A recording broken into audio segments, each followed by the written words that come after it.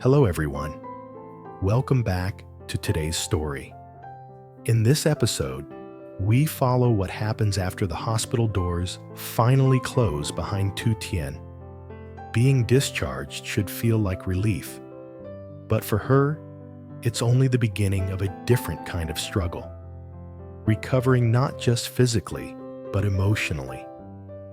Seeing how fragile she still is, Jack makes a quiet decision to take her away to Halong Bay, hoping the open sea and distance from painful memories can help her breathe again. What starts as a simple trip to relax slowly becomes a journey of healing. Stay until the end, because this chapter isn't about escaping reality. It's about learning how to move forward after everything has changed. And don't forget to subscribe to help us reach 10,000 subscribers. Your support truly means the world to us. The morning Tu Tien was officially discharged from the hospital.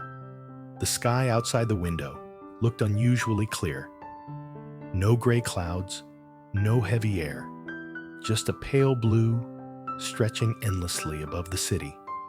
Jack stood by her bedside, helping her button her jacket with a kind of care that felt almost ceremonial. Every movement was slow, deliberate, as if he were afraid that even a small mistake might send her back to that hospital bed. "You're sure you're okay?" he asked for the third time, lowering his voice even though there was no one else in the room. Tu Tien smiled, a little tired, but sincere. "I'm okay, Jack. The doctor already said I can go. You don't have to look like you're escorting a fragile antique." Jack exhaled, the tension in his shoulders easing just a little. I don't want anything to happen to you again." She reached out and squeezed his hand. "Nothing will. I promise."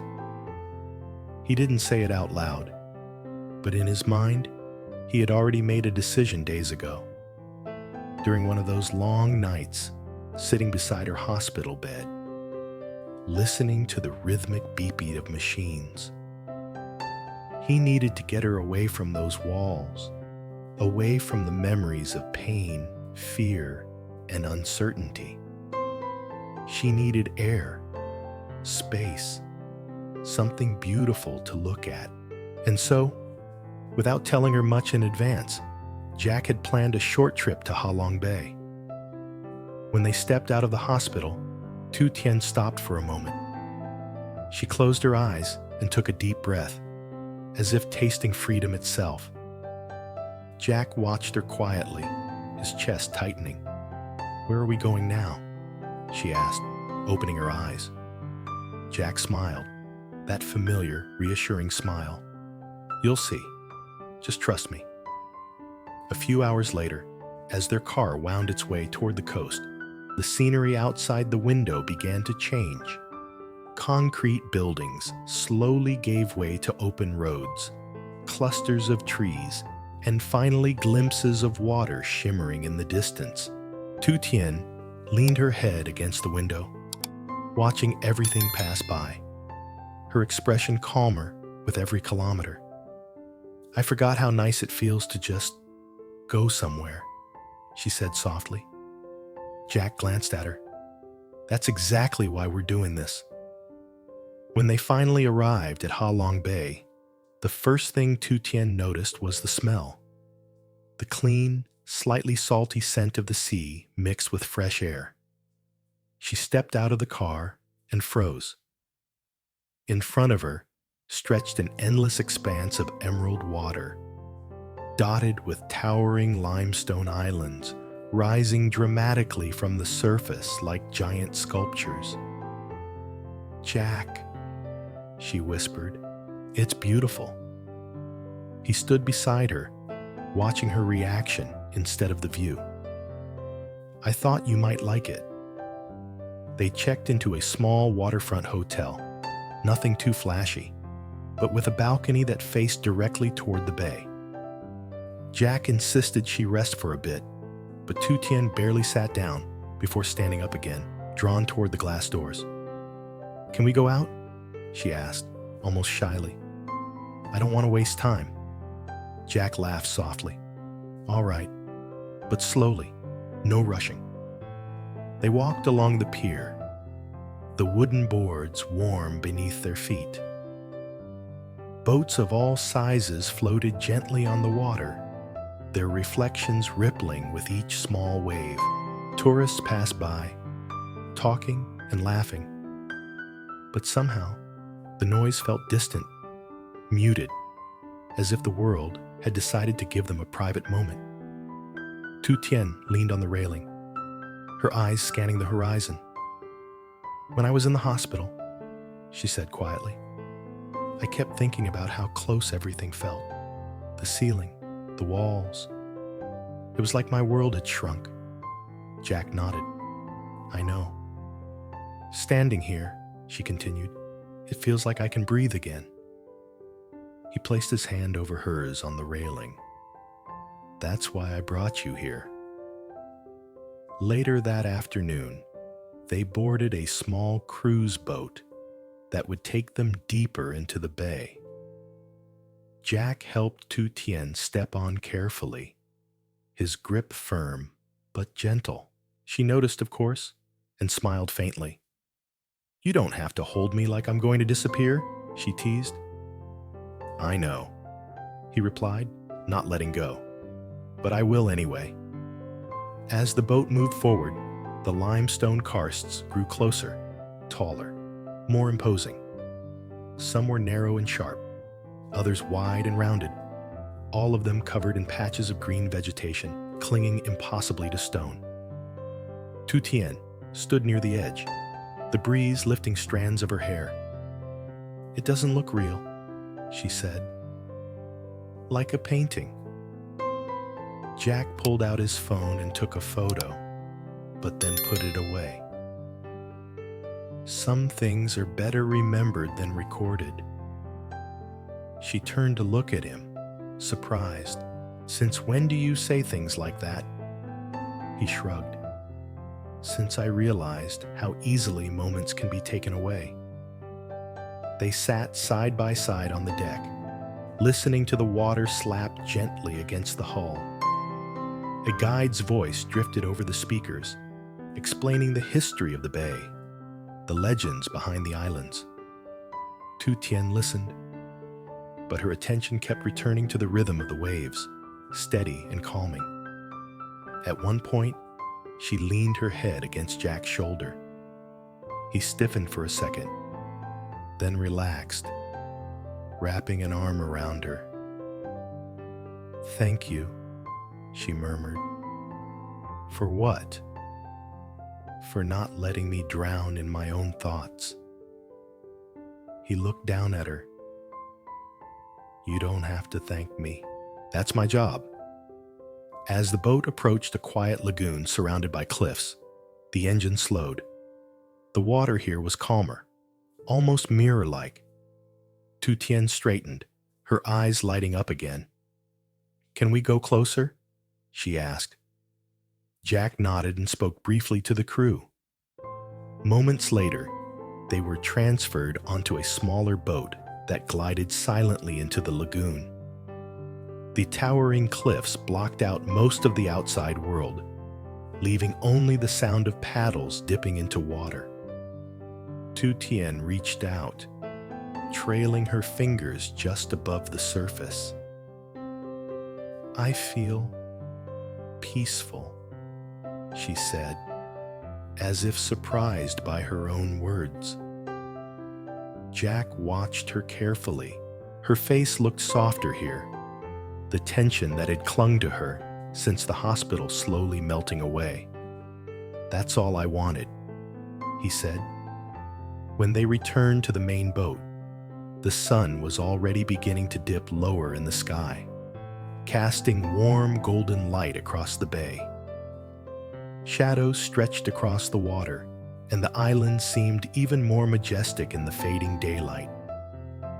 As the boat headed back toward the pier, Tu Tien turned to Jack again. I don't feel like the same person I was before the hospital, she admitted. Somehow, I feel quieter inside. Jack thought for a moment. Maybe that's not a bad thing. She nodded slowly. Maybe not. They stood together at the railing, watching the last of the sunlight reflect off the water. For the first time in days, Tu Tien didn't feel like she was recovering from something. She felt like she was moving forward. And Jack, standing beside her, silently promised himself that no matter what came next, he would keep giving her moments like this. Moments where the world felt wide, gentle, and full of possibility. That evening, Halong Bay transformed into something entirely different. The bright daylight faded, replaced by a calm, silvery glow as the moon rose above the limestone islands. From the balcony of their hotel room, Tu Tien stood quietly, wrapped in a light shawl, watching reflections of scattered lights dance across the dark water below. Jack stepped out beside her, carrying 2 cups of warm ginger tea. "Doctor's orders," he said lightly, handing one to her. "No cold drinks." She smiled, accepting it. "You're really taking this caretaker role seriously." He leaned against the railing. "I don't plan on quitting anytime soon." Below them, boats moved slowly across the bay, their lights glowing like floating lanterns.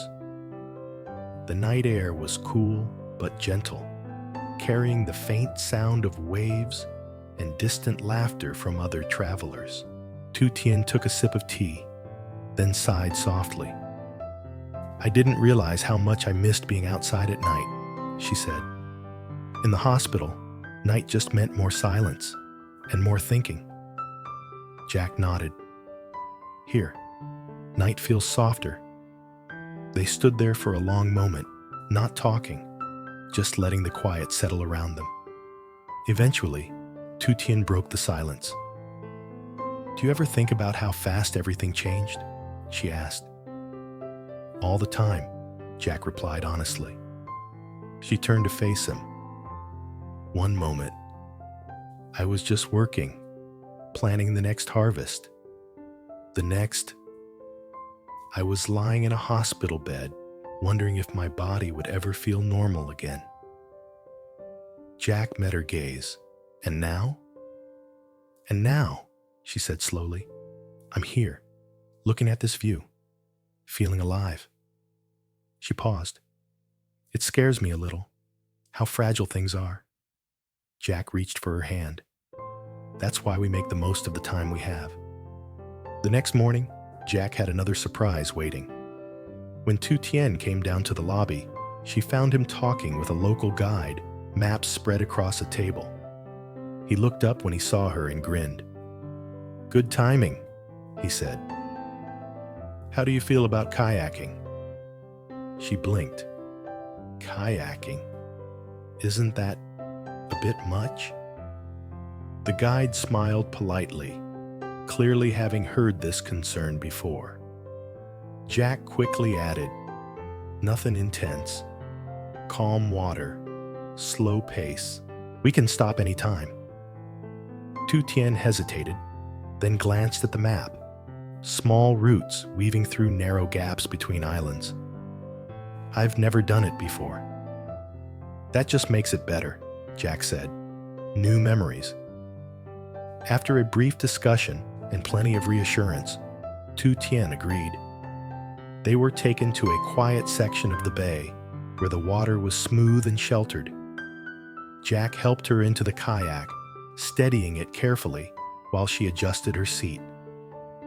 "Okay," she said, gripping the paddle. "If I fall in, this is on you." Jack laughed. "Deal." They pushed off gently, the kayak gliding forward with a soft splash. At first, Tu Tien's movements were awkward, her paddle dipping unevenly into the water. Jack paddled behind her, matching her pace. Left, now, right, he coached calmly. After a few minutes, her movements grew smoother. She looked back at him, eyes bright. "I'm actually doing it." Jack smiled. "Told you." They paddled into a narrow passage where the cliffs rose high on both sides, blocking out most of the sky. The sound of the outside world faded, replaced by dripping water and the echo of their paddles. Tu Tien slowed down, staring up at the rock walls. "It feels like we're inside another world." Jack nodded. "A quiet one." Sunlight filtered through small openings above, creating beams of light that shimmered on the water's surface. Tu Tien reached out, touching the cool stone with her fingertips as they passed. "I don't feel weak here," she said suddenly. Jack looked at her. "You're not weak." "I know," she replied, "but sometimes my body still feels unfamiliar, like I don't trust it yet." Jack paddled closer. "Trust takes time. You're allowed to take it slow." They exited the passage into an open lagoon, completely surrounded by cliffs. The water was so still, it reflected the islands perfectly, like glass. Tu Tien stopped paddling. "Can we just float for a minute?" "Of course." They let the kayaks drift, the silence wrapping around them. Tu Tien closed her eyes, her face relaxed. "This is the first time since the hospital," she said quietly, "that I'm not thinking about what might go wrong." Jack watched her, feeling something ease in his own chest. "Then this trip is already worth it." That afternoon, they visited a limestone cave hidden within one of the larger islands. The entrance was narrow, opening into a vast chamber illuminated by soft artificial lights. Stalactites hung from the ceiling like frozen waterfalls. Tu Tien walked slowly, her footsteps echoing. "It's incredible," she whispered. "It's been here for thousands of years, just waiting."